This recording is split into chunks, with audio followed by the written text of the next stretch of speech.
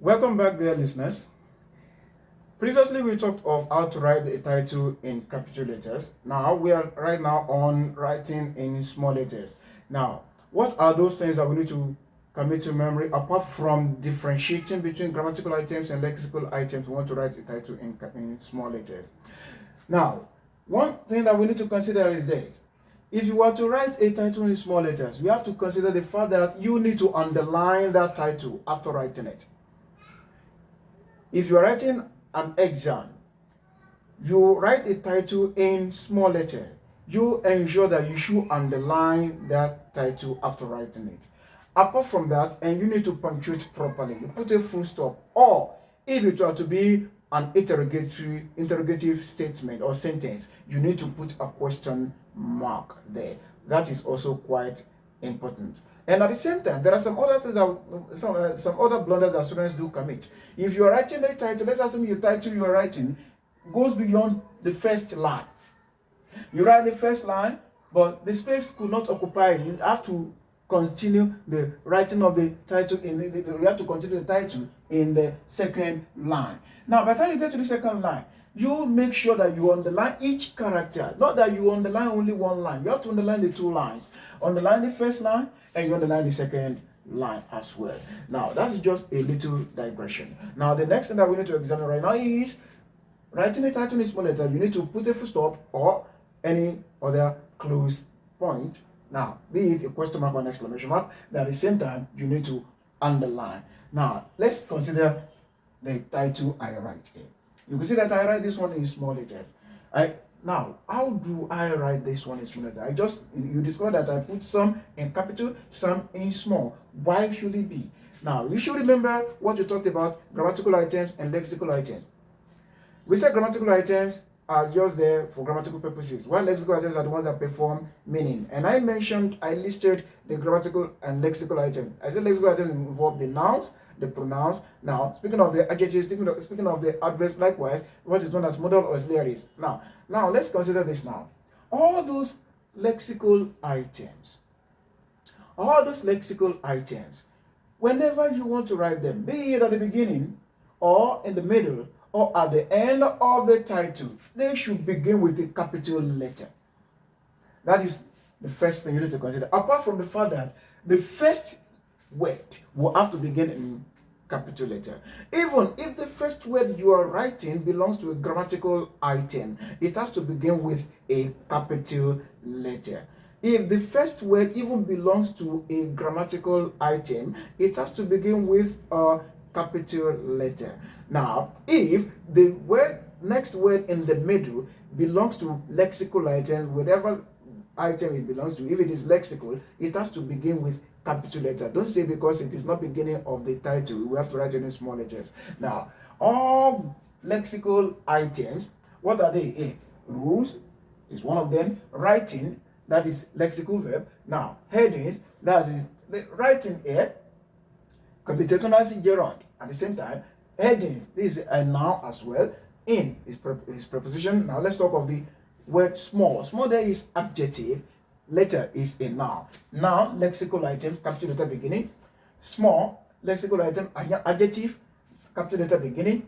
Heading, a noun, capital letter beginning. Writing, lexical item also, capital letter beginning. Rules, capital letter beginning. Speaking of the grammatical items that we have there, we have the preposition of, likewise the preposition in. These two have to begin with small letters. That's why it is written as small letter O and the small letter I.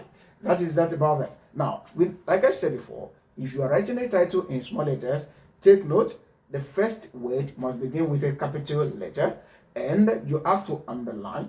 At the same time, you have to append your full stop or question mark or exclamation mark to it after it.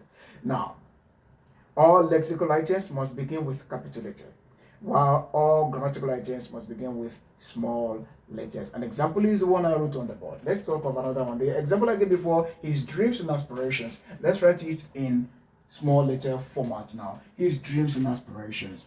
H, capital letter H. Dreams, capital letter D.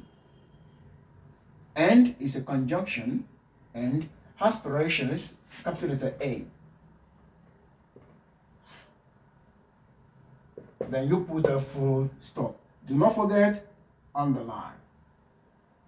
And there is another thing entirely in English studies discuss. If you were to underline, do not use double underscore. Just one is okay. If, as I underline it right now, it will be a grammatical error for me to double the underlining. It is not, there is nothing like that in English language. Please take note of that. Do not make a mistake there. Now, the next one, if you want to write, let's consider another example now. If I say, my hometown.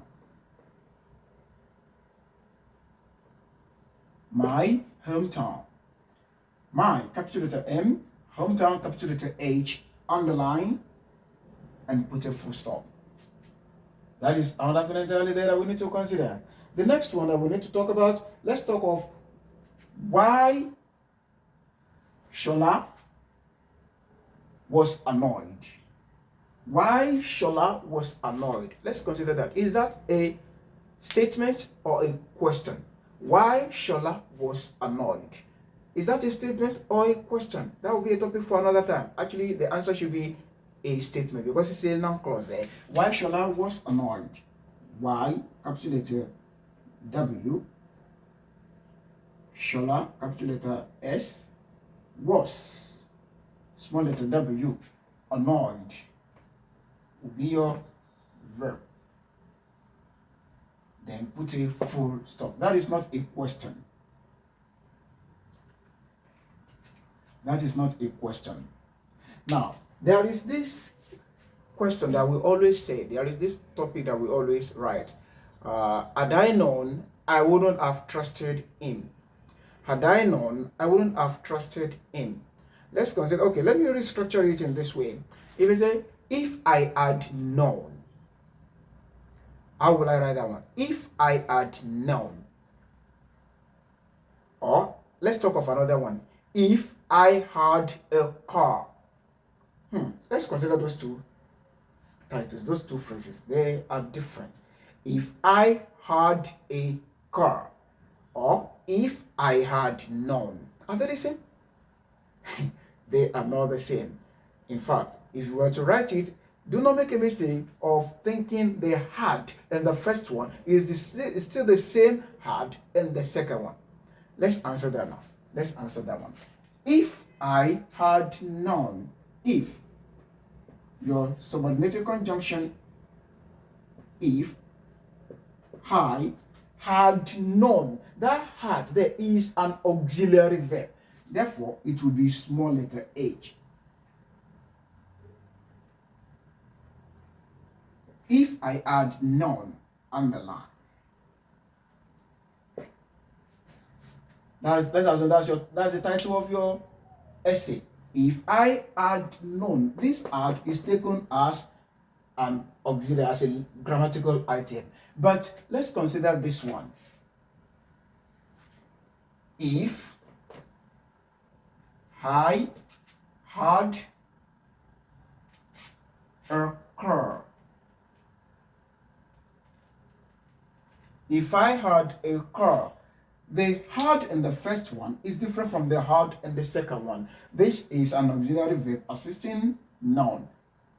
If I had known, I wouldn't have done so. If I had a car, had here is talking of a lexical item, speaking of a possessor there. That is just about writing the heading that we want to examine today. You can still examine more sentences, more expressions. Just make sure you take note of the do's and don'ts of the writing of the title, whether in the capital form or in the small form.